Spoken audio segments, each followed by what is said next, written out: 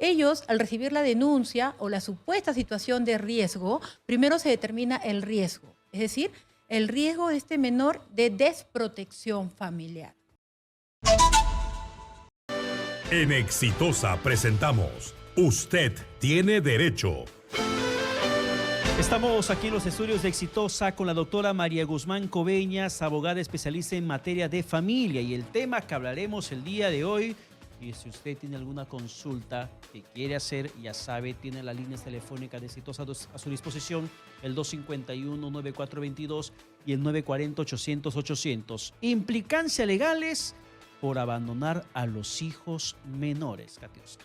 Así es, y tenemos un caso que ocurrió aquí en nuestro país, en San Juan del Lurigancho, donde una madre quedó detenida al dejar a su bebé de 4 meses con una desconocida. La dejó cerca de 24 horas.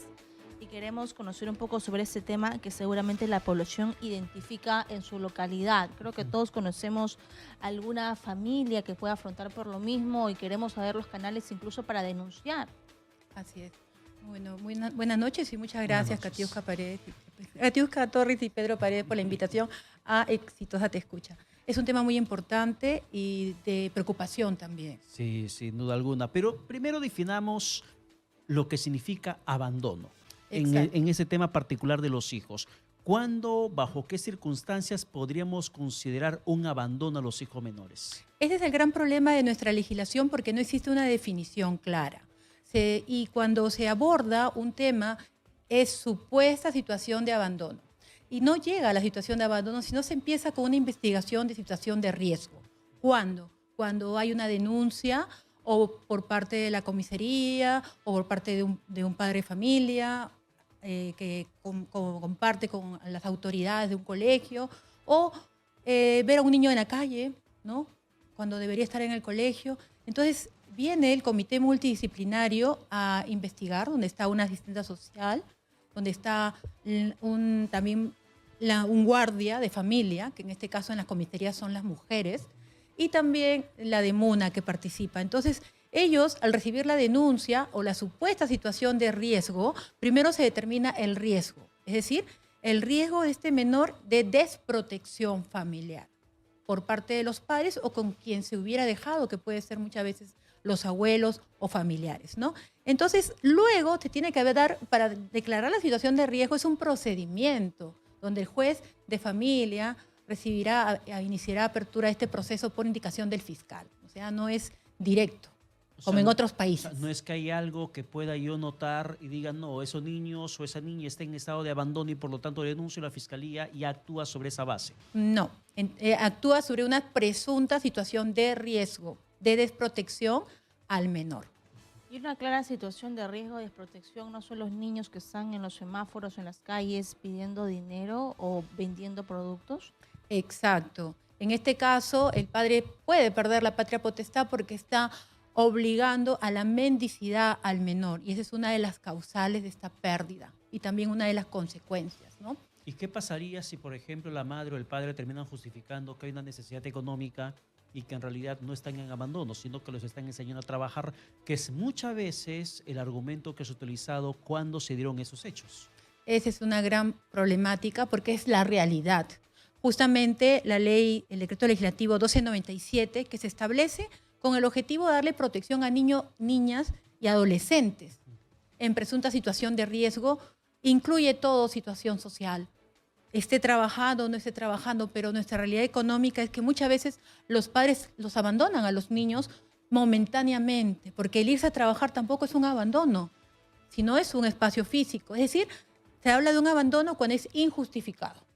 Hay una diferencia cuando el padre está trabajando y el niño está con ellos. Hay gente que carga a su bebé, a sus bebitos en la espalda, no tienen con quién dejarlo, que tienen algún oficio en la calle y bueno, los niños están ahí jugando.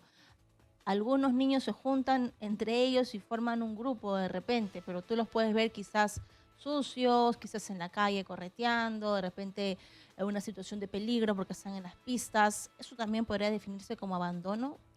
Es una exposición del menor o un riesgo, porque está la madre allí. Y lo que sigue de allí es que estos niños comienzan a formar pandillas. y luego son los delincuentes, son los carteristas y los padres los han visto porque se han criado en la calle. Y una situación que vemos todos los días es esas madres que son inclusive contratadas, madres solteras, dice el anuncio, para vender esos huevitos de codorniz. Todas tienen un niño en la espalda y tienen un riesgo porque está la candela, el agua caliente.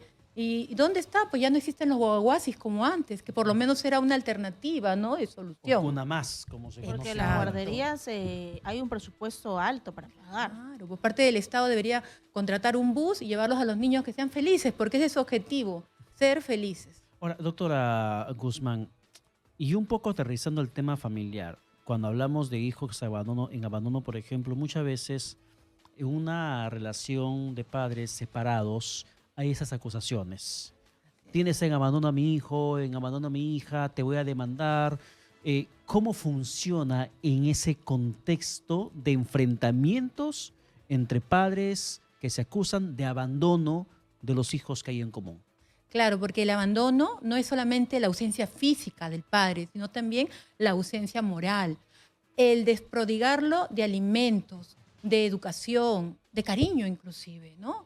Entonces, muchas veces el niño es utilizado, pues como hemos mencionado, siempre como trofeo de guerra y hay que tener mucho cuidado porque ese niño abandonado va a ser un niño, porque el padre lo está revictimizando.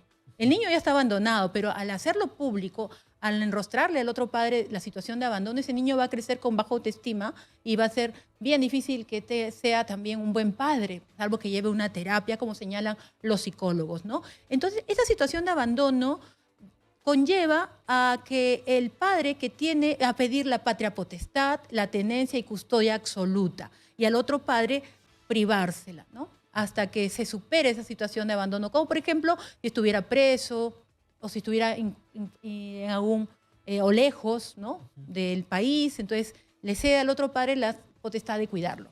¿Y cuánto tiempo se considera que es abandono? Muy bien. Aquí la ley es práctica. Recibe la denuncia e inmediatamente hay dos canales. Vamos a poner positivo o negativo. Recibe la denuncia y viene inmediatamente, en menos de 24 horas, el comité multidisciplinario, Ministerio de Salud, Ministerio de la Mujer, Ministerio de Educación, la DEMUNA y la comisaría.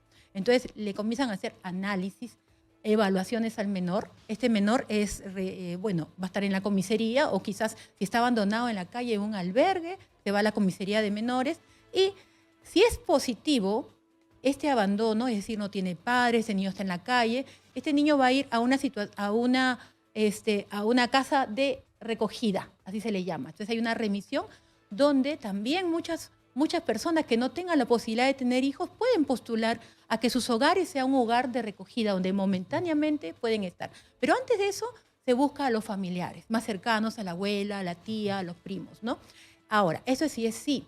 Pero si es no, ahí viene la situación. El informe dirá, no está en situación de abandono, su padre está ahí a la vuelta, está trabajando, lo ve la tía, lo dejó con la vecina. Entonces ahí entra el comité multidisciplinario para reeducar a esa familia y que ese padre entienda que ese niño no está en abandono, pero está en situación de riesgo. Entonces cambiar la actitud para que este niño pueda crecer sano.